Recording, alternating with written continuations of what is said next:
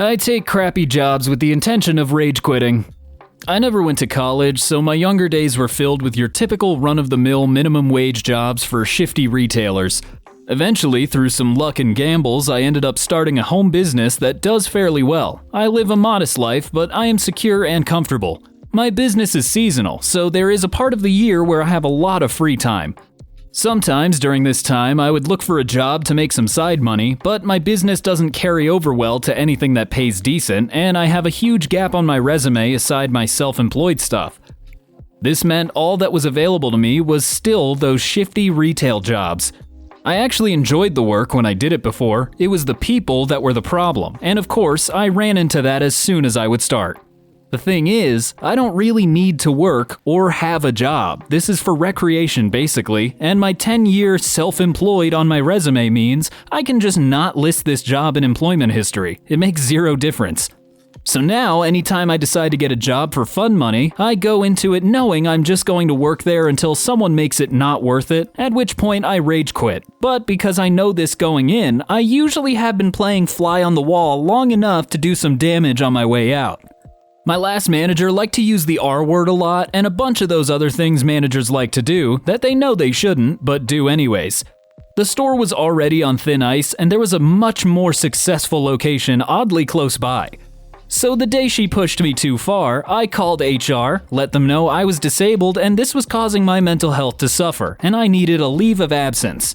It takes them 30 days to approve or deny this, so during this time they are in limbo as to whether or not they can hire a replacement.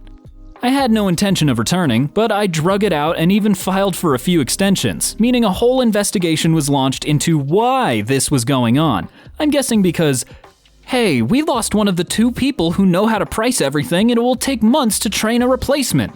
Was not something corporate was happy to hear. Long story short, the location no longer exists. I talked to one of the girls at the other location, and apparently it, along with the other location that was doing well, were both struggling with being short-staffed, so they just transferred the good employees over there, like 6 people got fired due to the investigation. The rest got severance packages, and they shut it down. You should start a union for retail workers. Take the job, recruit, leave in a blaze of glory. I don't know about trying to get the store shut down, but the rage quitting bad jobs as a hobby is actually pretty hilarious. I've rage quit a few shit jobs, but never went in with that intention. I see no problem with this, but this is r/confession and I'm not exactly of perfect social standing. I also have time to burn due to a seasonal self-employment. I like it. Screw it. Whatever makes you happy, Hoss. This is my retirement plan. It does seem like a fun thing to do, though, I mean, thinking of the other employees who don't want to be there, that could mess up their whole jam, so do this with caution. I hope you quit when the dumpster fire is hottest and the big shot has to put it out. People just out there living my dream, huh? If you don't need the money and you do it for recreation, couldn't you go and volunteer or do something useful with your time? This just sounds so petty, and the best anecdote you've got out of doing this is getting someone fired for saying R word. It's not really sticking it to the man or whatever like you seem to think it is. I mean, I guess I see your point, but also, shut up, nerd. And for all those, I'm guessing, bad managers who have a problem with me getting the store shut down because she called me a name, that's just what opened an investigation. I'm guessing if that was just me being petty and the only thing they found, she may have had to watch a 5-minute sensitivity video. But multiple people, managers and assistant managers and leads, were fired. Not laid off, fired. So my guess is, I opened a big can of worms and there was a lot going on that shouldn't have been. If corporate decided, we'll just shut down the store. Well, it seems like you cost more than that manager a job. While she was in the wrong for using inappropriate language, I do not feel like you handled this well. How many people worked there? Are you actually disabled, or was that a lie to get her into more trouble? Was there a reason you couldn't confront her personally and work it out like adults? It was an ongoing issue. Yes, I am, though none of your business. Disabled people don't owe you an explanation. Just like she got in trouble with her rebuted of, I didn't know she was disabled. Also, I did not cost anyone their job. Those who worked there who were found to have conducted themselves in such a way that it was easier for corporate to shut the whole store down, cost them their jobs.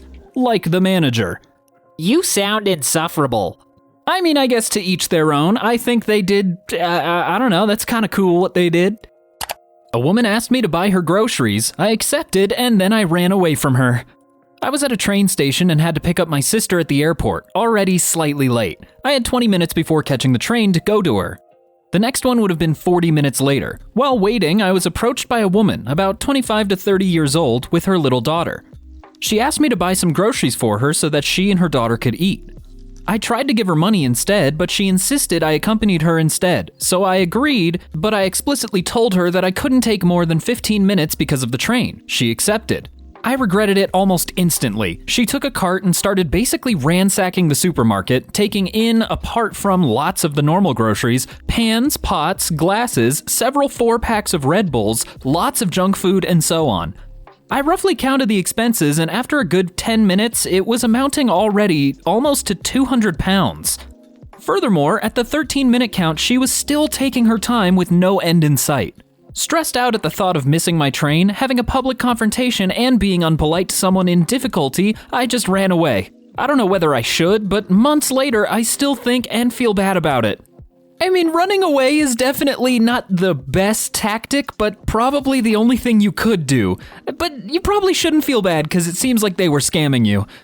You did nothing wrong. Buy me groceries so I can eat should probably mean buy me some basic staples for the next few days. Imagine being broke and buying Red Bull. Probably a scam. She wouldn't take your money because she'd be capped at that amount. If she filled a cart, there's a chance you would actually pay for it all. This time it didn't work for her. You did the right thing. She tried to scam you and failed. You offered her money so she could buy some food. She didn't accept. That's on her. Disregarding your need to catch a train was just selfish. The kid was probably a prop for her scam. Running away was your only option since she didn't listen and you had a train to catch. Your priority was your sister, and rightfully so. Don't feel bad that this scammer almost derailed you. Don't feel bad. That cart was likely going straight to returns for the cash. Wait, if it's food, can you return grocery store food? I mean, I guess she did get pots. The only person who should feel bad is the woman who put you in that position. She was going to take advantage of you, and I'm pleased you left. I crop dusted the old people at the pharmacy I frequent. At the pharmacy I go to, there are always old people there. I don't always, but some of them are rude, inconsiderate, or just act entitled to me or someone else. So I will walk by them and fart. Often I will crop dust multiple of them and then sit down nearby to watch them suffer. Honestly, insanely bold strategy to crop dust and then sit down next to the people so they know that you did it. Are the toots audible, or is this a SBD situation? The beauty is that the sense of hearing goes before the sense of taste. Do you mean the sense of smell? You obviously haven't tasted his farts yet. It can be either or. I'm not consistent with my farts. How does one fart on demand? How do you not poop instead? Asking for a friend. Faith. I mean, if you're able to fart on demand without making a chocolate splatter, then I think you should go gambling, because that is a gamble you force on yourself almost every day. Bruh, they're old. They're cropping you right back. Plot twist, I don't have a sense of smell, so I'm immune to their attacks. I'd honestly hate to be that poor pharmacist that works that counter, because you're just getting these nasty smells from all of these people. I was in Home Depot with my wife. I had quite a large volume gas bubble, 1 liter plus, and tried to sneak it. No way. It echoed. I stepped around the corner out of sight and everyone gave my wife dirty looks. I'm at least assuming you meant liters on that, because I don't know what L could mean. Is this just a website for people who fart on people? I mean, it's not necessarily dedicated to it, but yeah, there are a lot. I stole thousands of dollars from my restaurant job. When I bartended at an Olive Garden in college, we'd have the ability to put employee discounts on meals, 50%. Whenever I got tables that paid in cash, I'd discount their bill by 50% and pocket the cash. I made $400 to $500 a week extra from doing this. I invested all of this money since I was living with my parents at the time. When I graduated, I had more than enough invested to put a huge down payment on a house, which I now live in. I haven't stolen anything since. Well, I'd be a little careful divulging this information because I think they could still take legal action against you for that. I mean, I'm not a lawyer, so it's who knows. never-ending pasta, and never-ending 50% off. Reverse wage theft. I knew people who tried to do this at my restaurant jobs but got caught and fired almost immediately. I'm shocked you didn't get caught. My general manager was lazy, and TBH, we didn't get many cash tickets. I worked a lot back then. You guys are all motivating me to pay cash at restaurants. I always do. Most servers underreport their cash tips, so they lower their taxes. You know, I was told to do that for my pizza delivery job, but I don't understand what it would do to my taxes. Can somebody explain taxes to me? When I worked as a busboy, our restaurant brought in a pastry chef a few days a week. He made tasty cinnamon rolls and we were not allowed to eat them. Other food was free, but not the pastry food. I used to steal a roll once in a while. Reading these stories told me I had to confess my terrible deeds. I did similar things at Fridays. All the servers would save 20% off coupons or buy one get one coupons and use them on cash transactions. We would even sell them like, hey, if you roll my silverware tonight, I'll give you this coupon, LOL. Stop posting your felonies online. Honestly, at the very least, you need to not tell the business name because, like I said earlier, you might get in trouble. Even though it's definitely wrong to do that, investing the money you gained was a very smart choice. I think most bartenders do this in some way, TBH. When I was a hotel housekeeper, I slacked massively on nearly every room. I got laid off from my job 2 summers ago, and it sent me into a tailspin, to be honest. I was super depressed, and the only job I could get was a hotel housekeeping job. It was the worst 2 months of my life, and I quit quickly. While I was there, I was extremely depressed and couldn't get myself to do anything correctly. I just didn't care. On different occasions, I didn't replace sheets, I didn't wipe down clean-looking counters, I didn't replace clean-looking towels, I didn't mop if it didn't look bad, etc. I took any shortcut I could. I quit after only 2 months, and I still feel bad. I mean, admittedly, because you did skip out on cleaning the rooms, I just feel bad for those customers, but don't feel bad to the job. Yeah, that's kinda gross when you're dealing with other people's sanitation. Skipping mopping or wiping down a counter here and there is something, but sheets and towels? That people probably rubbed their wet, naked bodies on? Ew. The sheets thing is bad, though. People can get scabies from this. As a hotel guest, we noticed. Oh my god, I don't know why that one's so scary. I think you may have worked for me, because I just fired someone that did this crap. I got my mom into $11,000 debt at a university that I don't attend. My mother, after I completed high school, wanted me to go off to university, but at the time, I lacked ambition and disappointed by my final high school results. With everything that went on in my life at the time, I decided to take a gap year. As a teenager, I really struggled with depression and social anxiety, and sometimes would get panic attacks in public, so when COVID hit, it helped. As bad as that sounds, because I didn't have to socialize as much. The following year, I got into university doing a course I didn't want to do, but the pressure from my mom, especially when she would say she worked so hard to put me through school and did it all for nothing, for me to be sitting in her house useless.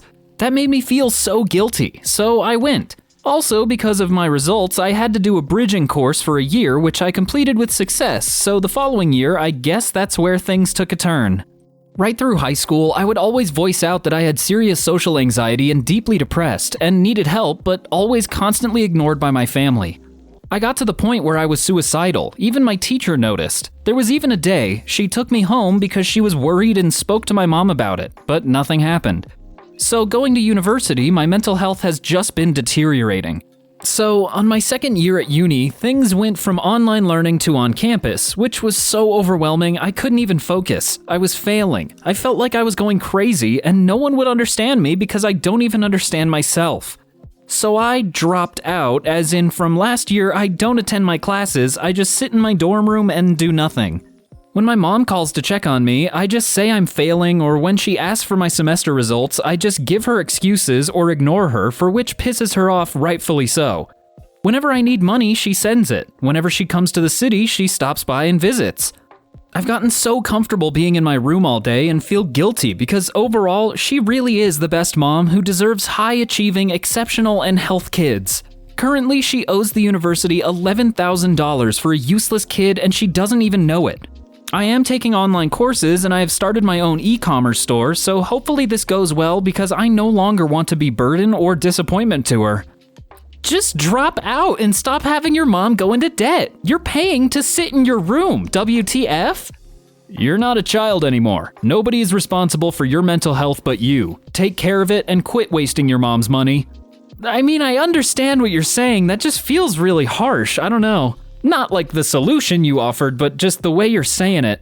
I hope things get better for you. I have a very similar story. Spent 5 years at college and basically never went to classes because of anxiety/depression. Luckily, all the student loans are in my name, so I'm the one paying the price. I ended up joining the military, which was a great opportunity for me to grow up and learn a trade. I think you should come clean to your mother. Do it as soon as possible, and on your own terms, because she will probably find out, and it's really best to put it out in the open. Good luck to you. Now I'd say that's actually decent advice without being really mean about it. Also really hate that you say, luckily all the student loans are in my name. Oh, you poor thing. Why waste any more of your time or her money? Clearly you're conscious of what you're doing and how it's wrong, so if you just keep going like this, that's pretty messed up on your part. Mental issues are real, but they are not an excuse to not put in any effort whatsoever and be fully aware you're doing it. Come on now. I'm concerned about how many of these confession posts are people never going back to college due to anxiety and financial hardship. Well, that's just the college experience right there. I steal from my job when I am in between paychecks. I'm a single mother of 2 in a state where the cost of living is outrageous. I don't take anything big, but when I'm in between paychecks and the little child support I get, I will sometimes take a couple rolls of toilet paper and paper towels home. Maybe some dish soap from the kitchen. Not enough for anyone to notice. Sorry, this confession isn't that juicy. Hey, don't be sorry it's not juicy. Not all of them have to be. This one's just a little upsetting that you're forced to kind of do this every so often. Your secret is safe with us. I'm looking at you, comment section. Don't spill the beans on this person. They need this, okay? At our restaurant, people steal toilet paper, ketchup, silverware, and any other thing they can hide in their pockets. It is annoying, but it is what it is. My job regularly puts hygiene samples, makeup samples, etc. in the break room. If they're there for a few days, I'll take all of them and use them for when I run out of my usual stuff. Same goes for food or treats. I've taken whole boxes of cookies or bags of chips before because they sat there for days. I don't feel bad about it. They pay me so little and expect so much. It helps out when I can't afford deodorant, face wash, or shampoo. I appreciate this confession. I think a lot of people can relate. Good luck to you and your child. Not juicy in the normal sense, but a good wake-up call to the harsh reality of the world we live in. When a single mother has to steal because she isn't paid enough for her kids, it's sad. If your boss does know, I hope he knows you're doing it for your kids. I see nothing. See, that's the exact response we're looking for. I shoplifted $10,000 worth of stuff as a teenager. I was a kleptomaniac as a teenager. I stole a lot of things that I didn't need. Bags full of jelly beans, clothes, video games, hair gel, you name it. Never from other people, only from chain stores. I may have been poorer than average, but I wasn't desperate and didn't even want a lot of the stuff I stole. I was addicted to the rush and, in a way, it felt like I was in control. Like I was taking back something that was missing from my life by stealing from these corporations. Not to make myself out to be a victim, I know what I did was wrong, just explaining I wasn't exactly coming from the happiest of circumstances. I had bad parents/home life. The $10,000 thing is just a rough estimate. I don't really remember exactly how much I stole, but that number seemed right to me at the time. I, 25, male, haven't stolen anything since I was 16 years old though. I got over it just in time for it to not F up my life and get me a criminal record. Basically, I got away with it. I do regret it though. It was a waste of time and I was stealing from myself by not developing skills to earn money legitimately and starting my own businesses or something instead of stealing useless stuff that didn't help me. Well, I guess it gave me a short-term burst of dopamine, but that's about it. It was shallow. I never tell anyone about this though, because even though I haven't stolen anything in 9 years, I know telling even my closest friends would damage the trust beyond repair. Once a thief, always a thief, is how the saying goes. People do change, but your conscience will follow you no matter where you go. Don't do anything you might regret. I mean, I'm not saying stealing's okay, but you're stealing from big corporations, probably like Walmart and stuff. That's not terrible, and if you haven't stolen anything in 9 years, if your friends get all like in a tizzy about that, those are not good friends. Who cares? You stole when you were a teenager. A lot of teenagers go through this. I know I did. It was for CDs though. I just couldn't afford them and nor could my parents. They never left us without the things we needed, but luxuries were sparse. It's not an excuse, I just wanted them and I was a teenager. I had stolen a copy of a Beatles CD, and as I was walking out the door, the shop alarm went off, so I hid across the street from the store. I saw a manager go to the door and look around. After he went back in, I went home and felt guilty AF. I was convinced that the police were going to get me, so I took it back to the shop and reverse shoplifted it. While I was there, the manager was talking to police about 4 known drug addicts who had stolen some electronic items. That was why the alarm went off, but that was when I stopped stealing stuff. It's difficult to stop. Good luck. The only thing that made me stop was getting caught and questioned by cops. Well, I mean, we don't really have to worry about them stopping. They said they did stop 9 years ago, so they're fine. I'm proud of you. You know what? I am too. I don't care about shoplifting. Corporations. Now look, I'm not advocating for shoplifting and stealing because that's bad. But if you do end up having some sticky fingers, make sure it's only at big corporations, not your small local shops, because that really does do damage. I did this too from ages 13 to 15, until I eventually got caught at an H&M. I would steal little things like nail polish, socks, occasionally a shirt. I was caught stealing a phone case and a cardigan my friend wanted and was super freaked out by the security. Never did it again. I saw a woman drop her glasses at the DMV and I didn't do anything about it. This is such a funny title. I don't know why. You're like, are they proud? She stood up after getting her picture taken and the glasses fell. I figured she'd notice, so I ignored it. But I watched her walk past them when she was done at the counter and walk out. They're still on the floor, and I feel horrible for not saying anything. She was maybe in her 60s, so she'll be looking for them later and might not remember having taken them off at the DMV. I could have spared her so much worry, but I just did nothing. Okay, I completely misread the title. Yeah, that's kind of a bummer if you feel bad. But I mean, it's also not your fault that she left the glasses. You didn't know she would just ignore them on the floor. I used to freeze up like this, and what helped get over it is imagining what I would think if the situation was flipped. Like if I was walking by and someone simply said, "Hey, you dropped something," I wouldn't think a thing of it. I'd get my stuff and tell them thanks and be on my way. I'd be grateful, but otherwise would never think of that person again. So if that's how I would perceive it, why am I afraid of being the one to speak up? Does that make sense? Okay, but have you considered that if I say anything to a stranger, they will be mad at me? Yeah, bet you didn't think about that one. You sound like you just froze up. Good on you for having the empathy and character to realize you should have said/done something. Remember this feeling the next time something like this happens. It'll help you get unstuck. Pick them up and put them in reception for lost and found. Don't worry, this has happened to me before because my anxiety. Losing my glasses would ruin my entire week, lol. Thankfully, I can't see without mine, so I would notice immediately. That poor lady, though. If they're prescription, they aren't cheap. Hopefully you at least turned them into whoever was working there so she had a chance of finding them again. You ain't the worst person on here, but you really could have just said something. I feel bad for her. We all have kept quiet when we probably should have spoken up. Better to happen when it's something more innocuous like this and not, a hate crime. Glasses can be replaced. Try not to beat yourself up over it. There's always next time to do different. Excuse me, I think you dropped something. Was that so bad? Okay, don't need to rub salt in the wound. They already know that they messed up and they know that they could have done this, they just didn't. Me and a friend set 2 random strangers to unknowingly meet up with each other. We posted an ad for a free gaming console on Craigslist, picked a couple of people who emailed, chose a Walmart parking lot as the designated meetup spot for each of them, exchanged their vehicle descriptions to each other. They proceeded to meet up with each other, thinking they were getting a free console. We didn't get to witness the meetup, but I imagine they were confused, lol. We later got emails from both of them cussing us out. Edit, just to clarify, this was years ago when we were kids. Honestly, that's a very creative thing to do as kids, just to randomly parent trap people into just wasting their time. That's crafty. I did exactly this to my cousin by making a fake profile on a dating site. He came to meet sexy girl driving X car, and so did another guy, but sexy girl described my cousin's car.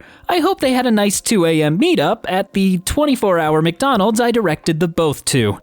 Maybe later you let the air out of the tires of an ambulance.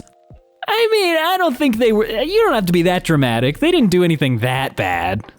This is such a dickhead thing to do, but it's hilarious as someone it didn't happen to, LOL. I legit LOL'd reading this. You can't get too upset if you didn't waste that much time. I'd laugh and move on, LOL.